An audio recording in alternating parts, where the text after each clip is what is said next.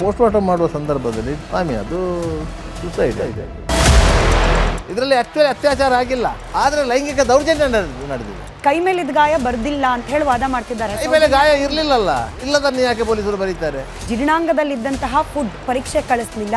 Procedure ಮಾಡ್ಬೇಕಂತೇನಿಲ್ಲ, ಯಾಕಂದ್ರೆ ಇಲ್ಲಿ ಆಗಿದ್ದು ರೇಪೇಟ್ ಮಾಡ್ರು, ಅವಳೇನು ವಿಷ ತಗೊಂಡದಲ್ಲ.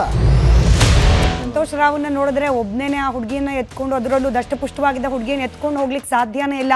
ಸಂತೋಷ್ ರಾವ್ನನ್ನು ಸೌಜನ್ಯ ಪ್ರಕರಣಕ್ಕೆ ಸಂಬಂಧಿಸಿದಂತೆ ಸಾರ್ವಜನಿಕರಿಗೆ ಹಿಡಿದುಕೊಟ್ಟಂತೂ ಅಲ್ಲ. ಬಟ್ ಕೋರ್ಟ್ ಕೂಡ ಈ ವಾದವನ್ನ ಒಪ್ಪಲೇ ಇಲ್ಲ. ಈಗ ಹರೀಶ್ ಮಾಡಿ ಒಳ ಬಂದು ನೋಡಿದಾಗ ಹೇಳಿದೆ, ನಿನ್ನೆ ಸೌಜನ್ಯೊಟ್ಟಿಗೆ ಮಾತಾಡ್ತಾ ಇದ್ದ ಅಂತ.